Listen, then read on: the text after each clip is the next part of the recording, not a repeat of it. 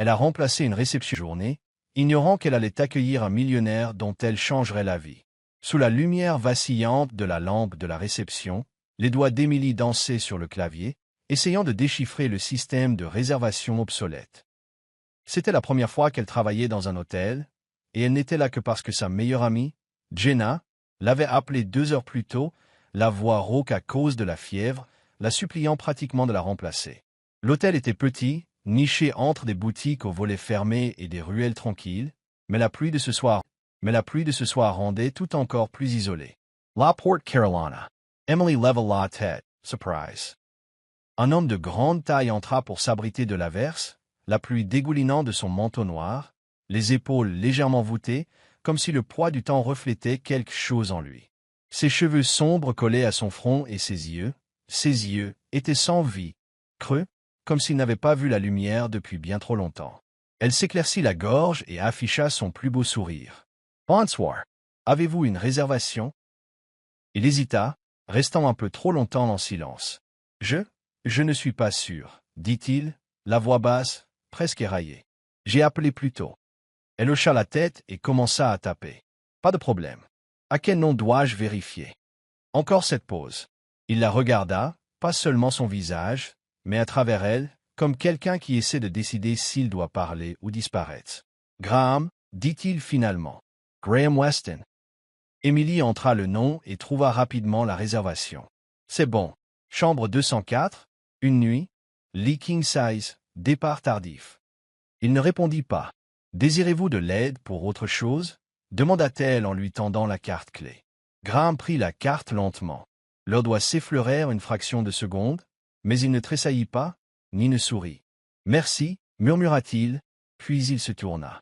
À mi-chemin de l'ascenseur, il s'arrêta. Emily le regarda rester immobile, le dos tourné, pendant près de 5 secondes. Puis il tourna légèrement la tête, juste assez pour qu'elle revoie le côté de son visage. Ses yeux, distants et vides, croisèrent les siens une seconde. Puis il entra dans l'ascenseur et disparut. Elle expira. Quelque chose chez lui la troublait, non pas de peur, mais de chagrin. C'était comme observer quelqu'un se noyer tout en étant soi-même sur la terre ferme. 1 heure passa. Léol resta silencieux. Emily se rassit dans son fauteuil derrière le bureau, feuilletant distraitement de vieux magazines. La pluie tapotait doucement sur les fenêtres, un rythme régulier qui correspondait au tic-tac de l'horloge murale au-dessus d'elle. Puis quelque chose attira son attention. Dehors, au-delà des portes vitrées, à peine visible à travers les rideaux de pluie, se trouvait une silhouette. Elle se leva lentement. Pas de parapluie, pas de mouvement, juste un homme assis sur le banc en métal du balcon-jardin devant la chambre 204. Il ne fumait pas. Il n'était pas sur son téléphone. Il était juste assis, immobile, trempé, comme s'il ne sentait pas du tout le froid. Emily se pressa contre la vitre. C'était Graham. Elle jeta un coup d'œil à l'horloge. Plus d'1 heure s'était écoulée depuis son arrivée. Pourtant, il restait là, la tête baissée, les épaules affaissées. Elle voulut sortir, lui demander s'il allait bien, mais quelque chose la retint. Pas la peur. L'intuition. Le sentiment inébranlable que ce n'était pas juste un homme pris sous la pluie. C'était quelqu'un qui essayait de ressentir quelque chose. N'importe quoi. Un éclair illumina le ciel derrière lui. Pendant un instant, sa silhouette se découpa nettement sur les murs de pierre mouillée. Les mains jointes, comme en prière. Ou en désespoir. La poitrina d'Emily s'aserra. Elle se détourna de la fenêtre, le cœur battant, ne sachant pas pourquoi sa gorge était si nouée. De retour au bureau, elle fixa le bloc-notes vierge à côté du téléphone, lentement, presque sans réfléchir, elle en arracha un morceau. Elle prit un stylo. Sa main hésita un instant, puis elle écrivit une seule phrase. Elle plia la note avec soin. Personne n'entra dans le hall après cela. La pluie tomba plus fort, et Emily resta assise tranquillement, le morceau de papier plié reposant dans sa paume, attendant le bon moment. Emily ne dormit pas cette nuit-là. Même après la fin de son service, même après le retour du directeur qui la remercia d'un sourire fatigué, même après avoir marché les 12 pâtés de maison jusqu'à chez elle, les pieds endoloris et les vêtements humides, son esprit restait fixé sur l'homme de la chambre 204. Graham Weston, répétait-elle silencieusement le nom, encore et encore, comme si cela pouvait débloquer quelque chose. La façon dont il était resté sur le balcon pendant plus d'1 heure, sous la pluie froide, sans broncher. Cela la hantait. Ce n'était pas seulement de la tristesse dans ses yeux. C'était le vide. Une sorte d'immobilité qui ne murmurait pas la paix, mais la reddition. Comme si son corps ne restait là que parce que personne ne lui avait encore dit d'arrêter de respirer. À l'aube, elle était toujours éveillée, enroulée dans une couverture usée, assise sur le bord de son lit étroit. Son petit appartement bourdonnait faiblement des bruits de la circulation lointaine et de la télévision d'un voisin. Ses genoux étaient ramenés contre sa poitrine, ses pensées tournant en boucle. Elle avait déjà vu ce regard. Sur elle-même, dans les miroirs, dans les moments où le monde semblait trop lourd à porter. Elle attrapa le carnet à spirale cabossé qu'elle gardait à côté de son lit. Il contenait habituellement des listes de courses, des horaires de travail, des rappels pour appeler son propriétaire ou envoyer un email à ses professeurs. Elle tourna à une page blanche, puis s'arrêta. Que pouvait-elle dire à un homme qu'elle ne connaissait pas? Que pouvait-elle bien écrire qui ne sonnerait pas naïf? Elle ne réfléchit pas trop. Elle laissa sa main bouger, son cœur parlant plus vite que son esprit. Si vous êtes encore en vie aujourd'hui, vous êtes plus courageux que vous ne le pensez. Pas de nom, pas d'explication. Juste ça. Ce n'était pas un conseil. Ce n'était pas de la pitié. C'était une vérité qu'elle avait parfois besoin d'entendre elle-même. Avant l'aube, elle retourna à l'hôtel. Elle dit au réceptionniste de nuit qu'elle avait laissé son chargeur de téléphone dans la salle de pause. Personne ne la questionna. La chambre 204 était toujours occupée. Une faible bande de lumière chaude filtrait sous la porte. Émilie s'accroupit, plia le papier en deux et le glissa doucement dessous avec un doigt tremblant. Son cœur battait dans sa gorge. Elle resta un instant à fixer le numéro sur la porte, puis s'éloigna. Le lendemain matin, elle retourna à sa vie normale. Graham était parti, ayant réglé sa note avant le lever du soleil. Pas de message, pas de mots, aucune trace. Sa chambre était vide, son nom rayé du registre. Quand Emily demanda à Jenna à la réception s'il avait dit quelque chose, Jenna haussa simplement les épaules. Rien. Il m'a tendu la clé et il est parti. Il n'a même pas demandé de reçu. Un étrange sentiment naquit dans la poitrine d'Emily. Pas de la tristesse. Pas exactement. Juste un vide. Comme l'attente d'une réponse qui ne vient jamais. Elle se dit qu'elle était stupide. C'était un étranger. Un homme qu'elle avait vu une fois. C'était idiot d'attendre un signe. Un merci. Un sourire. Mais quand même, elle avait espéré. Quelque chose. Au lieu de cela, tout ce qu'elle obtint fut le silence. Les jours passèrent. Elle retourna au chaos de sa vie. Des services à la librairie le matin, au café le soir, des heures à la bibliothèque intercalées entre les deux. Son solde bancaire diminua. Ses frais de scolarité se profilaient. Son conseiller pédagogique l'avertit que sans paiement, son inscription pourrait être suspendue. La pression s'accentua. Elle essaya d'oublier la chambre 204. Mais parfois, lorsqu'elle fermait seule le café, essuyant les comptoirs au son du bourdonnement d'un ventilateur de sol, elle se souvenait de l'homme trempé de pluie sur le balcon. Celui avec des yeux comme des portes menant nulle part. Et elle se demandait, pas constamment, mais par éclairs silencieux. Est-ce que ce mot avait eu de l'importance? L'avait-il lu? Allait-il bien? Elle ne le saurait jamais.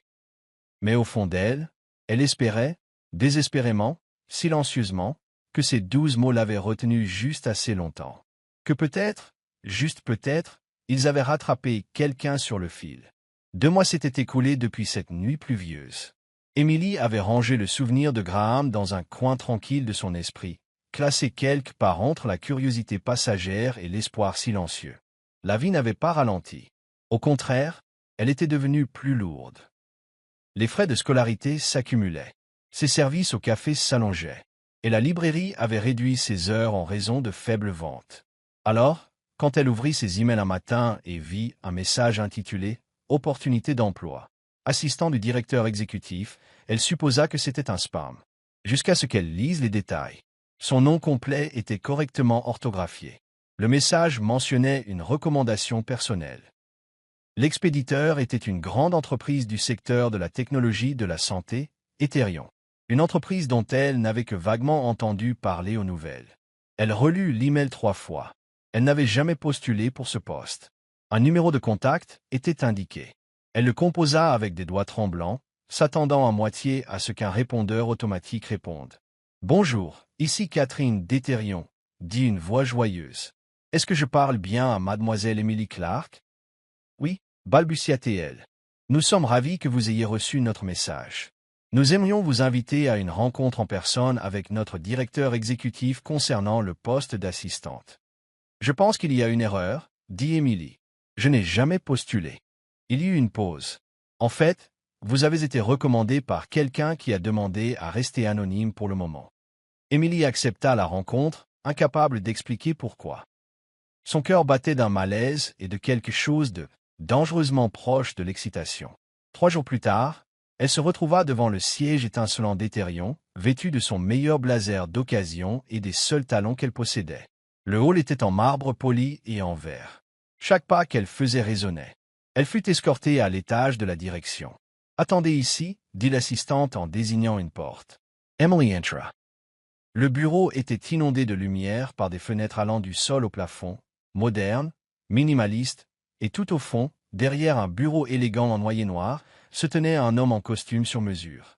Il avait le dos tourné et regardait l'horizon. Il se retourna, et Emily cessa de respirer. C'était lui, Graham, mais pas l'homme de la chambre 204. Cette version de lui se tenait droite, les épaules carrées, rasées de près, les cheveux soigneusement coiffés. Ses yeux avaient toujours de la profondeur, mais maintenant ils étaient éveillés. Il sourit doucement. « Bonjour, Emily, dit-il. Elle cligna des yeux, stupéfaite. « Vous travaillez ici ?»« Je dirige l'entreprise, répondit-il. Ethereum est ma société depuis le début. Je viens de revenir. » Elle pouvait à peine trouver ses mots. « Je ne comprends pas. » Graham s'avança, sortant quelque chose de la poche de sa veste. Un morceau de papier plié. Il était usé sur les bords, taché par l'eau mais toujours lisible. Son écriture. « Si vous êtes encore en vie aujourd'hui, vous êtes plus courageux que vous ne le pensez. » Je l'ai gardé, dit-il doucement. Je l'ai lu 3 fois ce matin-là, puis je me suis levé, j'ai fait mon sac et j'ai quitté l'hôtel. Non pas parce que je me sentais mieux, mais parce que j'ai réalisé que quelqu'un, quelque part, croyait que je valais peut-être la peine d'être sauvé. Emily fixa la note dans sa main, la poitrine serrée. J'avais prévu, continua-t-il, de mettre fin à tout cette nuit-là. Je ne vais pas vous mentir. Je n'avais pas mal. J'étais engourdi. Je croyais que rien n'avait d'importance. Mais cette ligne que vous avez écrite, il la regarda maintenant, la voix tremblant très légèrement. Elle a interrompu ce silence dans mon esprit. C'était la première voix qui ne sonnait pas comme un jugement ou de la honte. C'était de l'espoir. Emily déglutit difficilement, les émotions montant. Je ne savais pas. J'avais peur. Vous aviez l'air de quelqu'un qui avait besoin d'entendre quelque chose de vrai.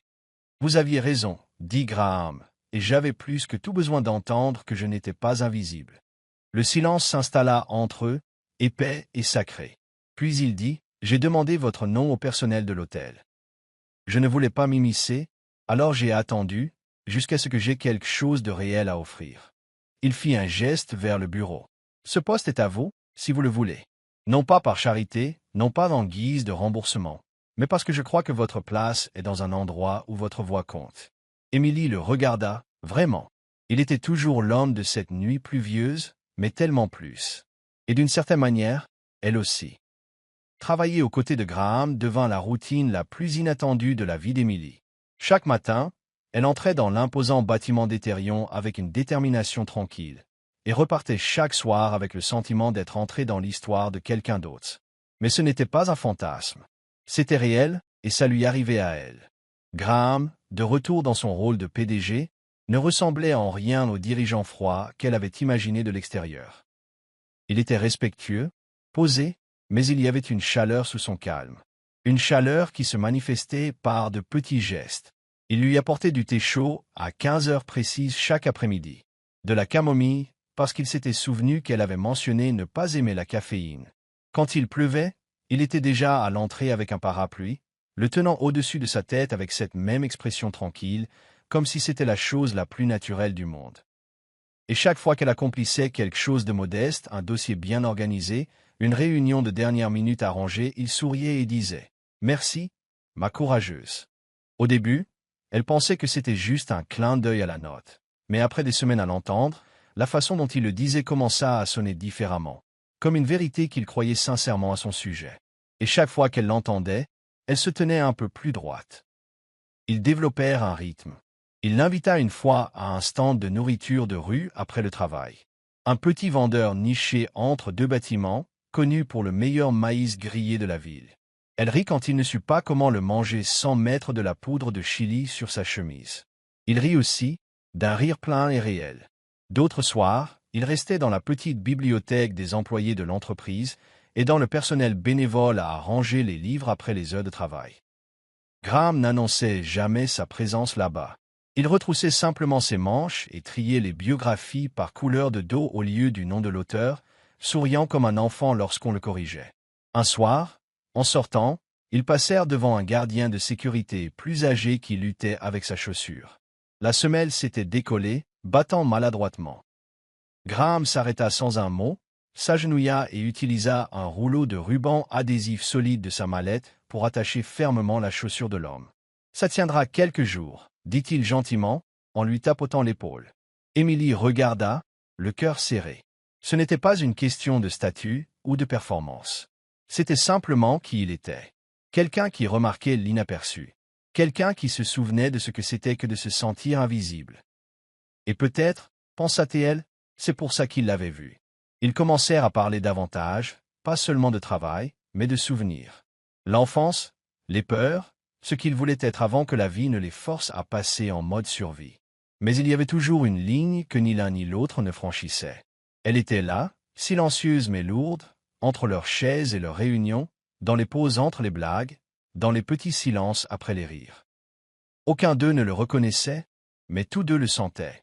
Un soir, alors qu'ils attendaient dehors dans le jardin latéral de l'entreprise, juste une étroite bande verte entre les bâtiments avec deux bancs usés et un unique cerisier, Émilie rompit le silence.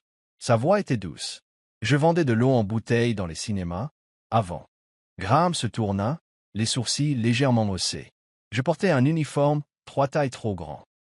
Mes chaussures grinçaient toujours quand je marchais. J'ai fait tomber un plateau entier une fois et j'ai pleuré dans la salle de pause pendant 1 heure. » Il ne dit rien, attendant. Elle détourna le regard, tripotant la manche de son cardigan. « Je n'ai jamais fini l'université, continua-t-elle. Je ne pouvais pas me le permettre.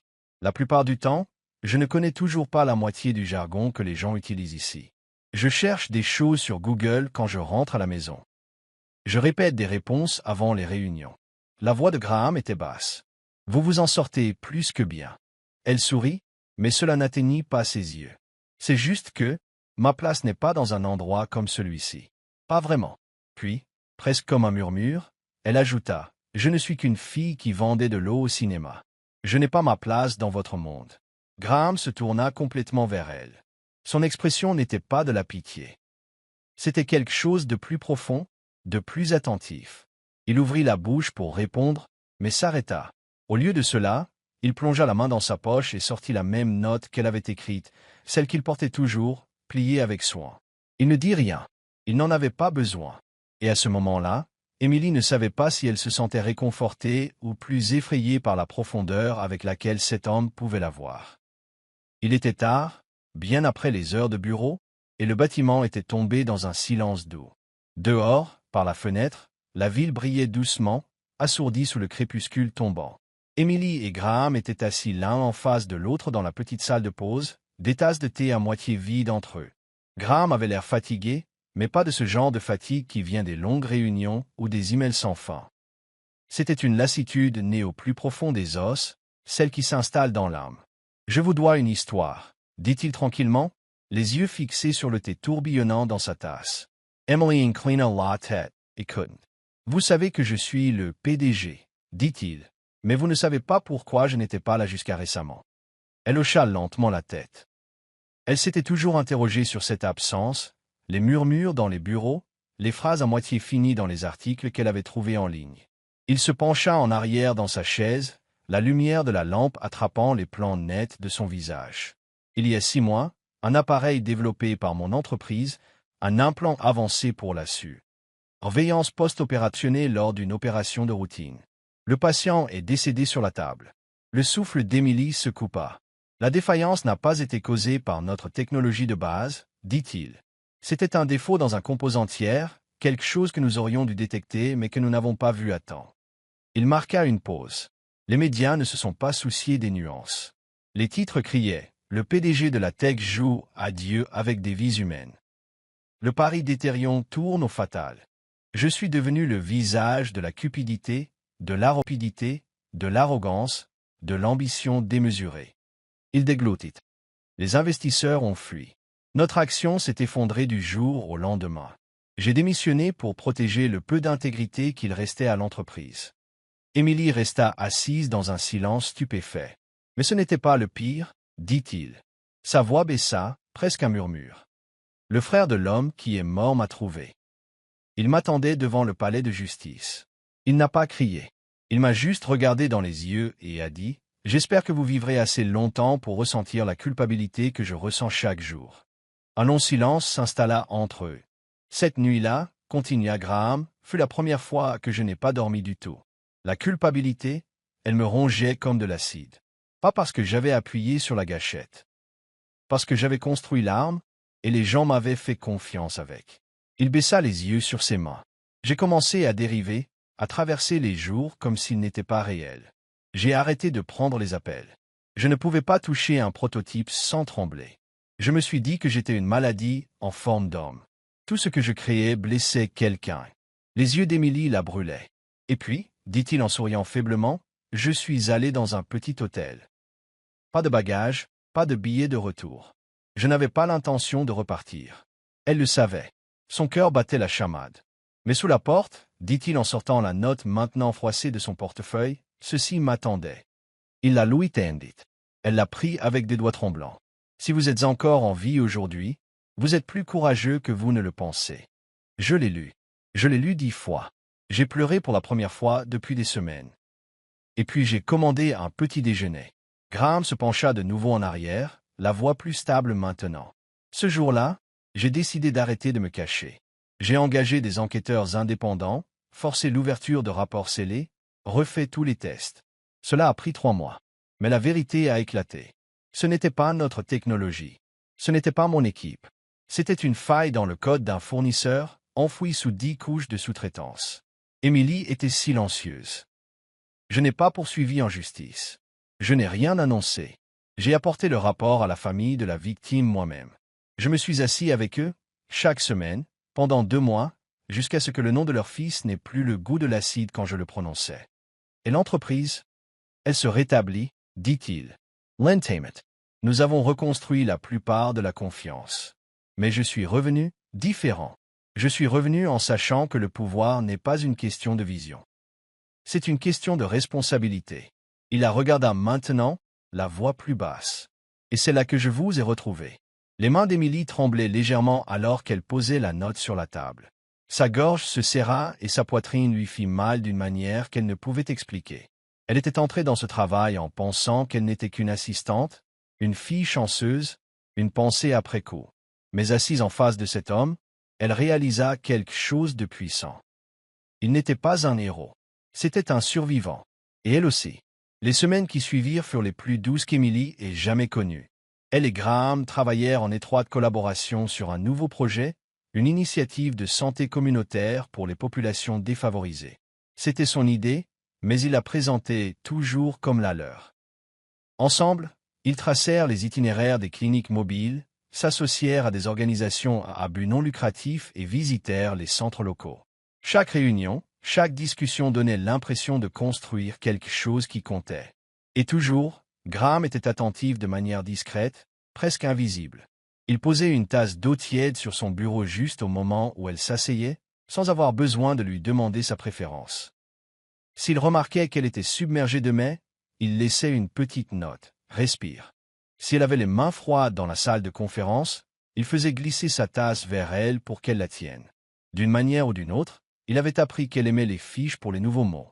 Alors un jour, nichée entre une pile de dossiers de réunion, elle trouva un nouveau paquet étiqueté, l'anglais du jour, de la part de votre soutien silencieux. Émilie commença à se sentir en sécurité. Mais avec cette sécurité vint une peur agaçante. Elle ne put la nommer au début. Elle s'insinuait entre les compliments et les gestes attentionnés, s'épanouissant tranquillement dans les moments où personne d'autre ne regardait. Elle lui murmurait à l'oreille quand elle passait devant le miroir de l'ascenseur de la direction, ou quand elle marchait dans des couloirs bordés de murs de verre et de regards confiants. La question tournait autour de son cœur comme une ombre. Ai-je vraiment ma place ici? Ou suis-je juste de passage dans le monde de quelqu'un d'autre? Lors d'un des dîners de réseautage formel de l'entreprise, Émilie portait une simple robe bleu marine, empruntée à une voisine, et avait attaché ses cheveux en arrière avec des doigts tremblants. Elle avait essayé de marcher comme si elle avait sa place, de parler comme si elle avait sa place. Mais alors vint le murmure.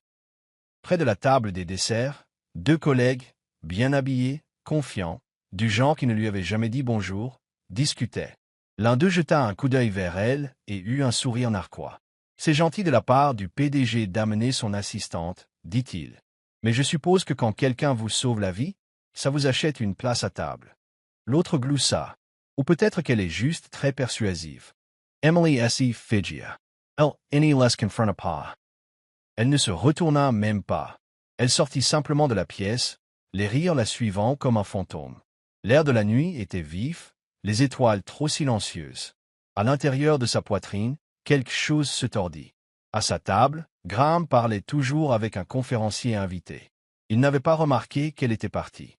Ou peut-être que si, mais il lui avait laissé de l'espace. Peu importe. Elle revint brièvement, juste assez longtemps pour glisser une note pliée sur son assiette. Puis elle partit. La note disait « Vous m'avez sauvé du désespoir, mais maintenant je dois me sauver de l'oubli de qui je suis. » Elle ne rentra pas tout de suite chez elle. Elle marcha pendant des heures, à travers des quartiers qui lui rappelaient d'où elle venait, passant devant des marchés couverts et des laveries automatiques faiblement éclairées. Des endroits où personne ne connaissait son nom, mais où chaque coin recelait une version de la fille qu'elle était autrefois. Émilie n'était pas en colère. Elle avait peur. Peur de commencer à mesurer sa valeur à l'aune de la douceur du monde de quelqu'un d'autre. Peur que chaque geste aimable de Graham, bien que réel et magnifique, ne soit aussi en train de la coudre dans une vie qu'elle n'avait pas encore gagnée. Elle devait prendre du recul. Non pas pour lui échapper, mais pour se retrouver, indépendamment de l'homme qui lui avait un jour donné le sentiment d'être vu. Car si l'amour devait naître, et elle était maintenant assez honnête pour l'appeler amour, il devait s'épanouir entre deux personnes à part entière, pas une qui tend la main vers le haut et l'autre qui tire vers le bas. Elle se le devait à elle-même et à lui. Émilie remit sa lettre le lundi suivant. Ce n'était pas une démission, mais un pas en arrière discret. Une demande de congé sans solde pour une durée indéterminée, tapée proprement, scellée dans une simple enveloppe et laissée sur le bureau de Graham, avant que le bureau ne se remplisse de voix et que la journée ne devienne bruyante. Elle n'attendit pas de voir sa réaction. Elle ne s'attarda pas pour obtenir son approbation. La lettre disait tout ce qu'elle avait besoin de dire. Merci d'avoir cru en moi. Merci de m'avoir aidé à commencer. Mais maintenant, je dois parcourir cette prochaine partie de la route seule. Elle laissa son badge à côté de l'enveloppe, son cordon soigneusement enroulé comme le ruban d'un cadeau. Puis elle sortit par les portes de verre sans un au revoir. Mais elle savait, d'une manière ou d'une autre, qu'il comprendrait. Ce soir-là, elle s'assit à sa petite table de cuisine et s'inscrivit à un programme de cours du soir au collège local. Communication d'entreprise, alphabétisation numérique et un atelier sur la gestion des organisations à but non lucratif. Son emploi du temps devint une carte de sacrifice. Tutorat d'enfants de 8 heures à midi, saisie de données en freelance depuis chez elle jusqu'en milieu d'après-midi, puis course à travers la ville pour assister aux cours jusqu'à 22 heures. Son nouvel appartement était modeste. Une pièce, pas d'ascenseur, pas de balcon. Mais le loyer était à sa charge, les meubles à son choix, et le silence à la fin de chaque journée, à elle de le garder. Il n'y avait pas de cadeau de Graham, pas de faveur, pas de ficelle cachée. Il avait offert son aide, discrètement, respectueusement. Une bourse par-ci, un contact par-là. Elle déclina, non par orgueil, mais par principe. Parce qu'elle ne voulait pas être construite par la gentillesse de quelqu'un d'autre. Elle voulait être entière, revenir à lui, non pas comme une fille sauvée, mais comme une femme qui s'était reconstruite. Il n'insista jamais. Et pourtant, sa présence persistait. Il s'envoyait des messages, pas tous les jours, mais assez souvent. Pas avec des déclarations de désir, mais avec de petites vérités. J'ai dû faire une présentation de 5 minutes aujourd'hui. Je ne me suis pas évanoui. J'ai essayé le restaurant de ramen que tu as mentionné. Verdict, 7 out of 10. Manque d'ail. J'ai trouvé un mot qui signifie guérison en cours. Je te l'enverrai plus tard. C'était étrange d'être à la fois séparé et lié. Ce n'était pas de la romance, pas au sens traditionnel, mais c'était quelque chose de plus durable. Et quelque part entre l'épuisement et la croissance, Émilie réalisa qu'elle ne survivait plus. Elle vivait. Chaque loyer payé. Chaque enfant qu'elle aidait à lire un paragraphe sans trébucher. Chaque nuit où elle s'endormait selon ses propres termes. Tout cela était un fil, tissant une vie qui semblait enfin être de sa propre conception. Et pourtant, certaines nuits, quand la ville se calmait et que ses manuels étaient fermés, elle ouvrait son journal et écrivait. Une entrée, rédigée sous le bourdonnement d'une pluie de minuit, restait sa préférée. Il a attendu au bord de ma tempête. Non pas pour m'en sortir, juste pour tenir le parapluie si jamais je me retournais. S'il est toujours là quand je trouverai mon centre, alors nous pourrons recommencer. Non pas au chapitre 1, mais au chapitre 2. Comme deux personnes à part entière qui se choisissent. 2 ans passèrent. Émilie se tenait devant un auditorium comble, les lumières chaudes sur son visage, le micro doux dans sa main. Ses cheveux blonds étaient ramenés en un simple chignon, et elle portait une robe bleu marine qui avait appartenu à sa mère. Elle n'avait pas besoin de prompteur. Sa voix, autrefois timide et incertaine, portait maintenant clarté et confiance tranquille. Elle s'était approprié son histoire, pas seulement celle que les autres racontaient sur elle, mais celle qu'elle avait appris à se raconter. Elle était honorée pour son travail avec une organisation à but non lucratif qui fournissait des programmes d'alphabétisation et un accès aux soins de santé pour les femmes défavorisées. Le projet avait commencé avec une salle de classe empruntée, 2 étudiantes et une pile de livres donnés. Aujourd'hui, c'était un réseau à l'échelle de l'État. Des centaines de femmes, mères, survivantes, filles pouvaient maintenant écrire leur nom, comprendre des ordonnances, poser des questions sans crainte. Alors que l'ovation debout résonnait dans la salle, Émilie regarda la foule. Elle vit des visages familiers. Des étudiantes devenues bénévoles, des médecins qui avaient un jour douté d'elle, hochant maintenant la tête avec fierté. Et pourtant, elle sentit son cœur faire un bond, non pas de nervosité, mais d'autre chose, le sentiment que le moment n'était pas tout à fait complet. Quand les applaudissements se turent enfin et que les formalités prirent fin, elle descendit de la scène et se mêla à la foule, serrant des mains, étreignant de vieux amis, riant avec les femmes dont les vies étaient maintenant entrelacées avec la sienne. Et puis elle le vit, debout au dernier rang, loin des projecteurs et des caméras, vêtu d'un gris discret, sa silhouette grande et posée, ses cheveux un peu plus longs maintenant, une touche d'argent aux tempes.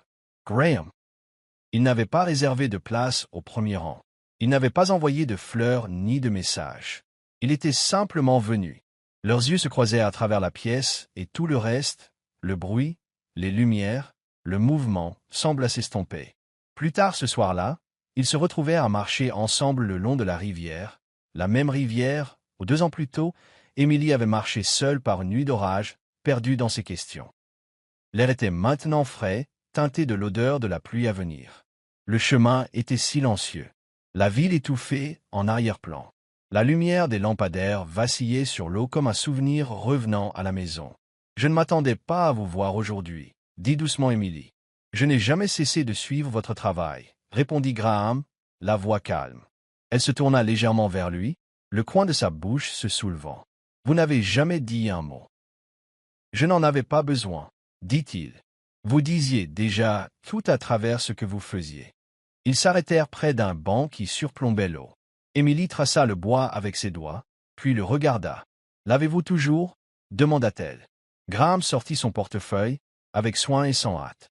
Il déplia le morceau de papier usé et taché d'eau, le même qu'elle avait glissé sous la porte de sa chambre d'hôtel il y a si longtemps.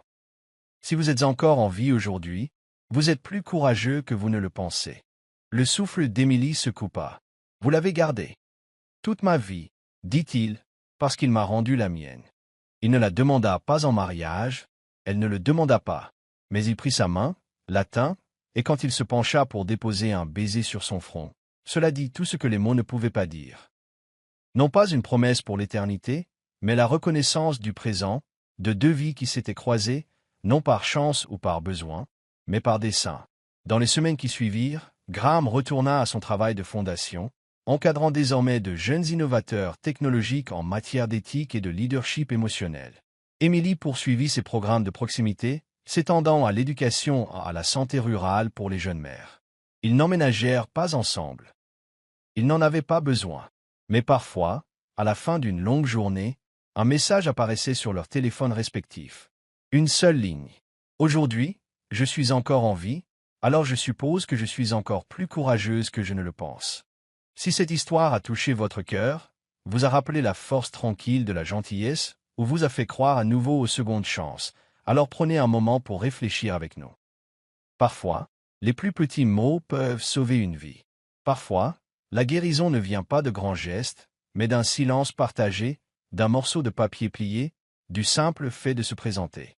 Si vous croyez au pouvoir des histoires qui guérissent, inspirent et nous rappellent ce qui compte vraiment, alors nous vous invitons à faire partie de notre voyage. Abonnez-vous à Histoires qui touchent l'âme pour plus de récits de résilience, d'amour et d'espoir qui resteront avec vous longtemps après la fin de l'histoire. Merci d'avoir regardé, et souvenez-vous, si vous êtes encore là, vous êtes déjà plus courageux que vous ne le pensez.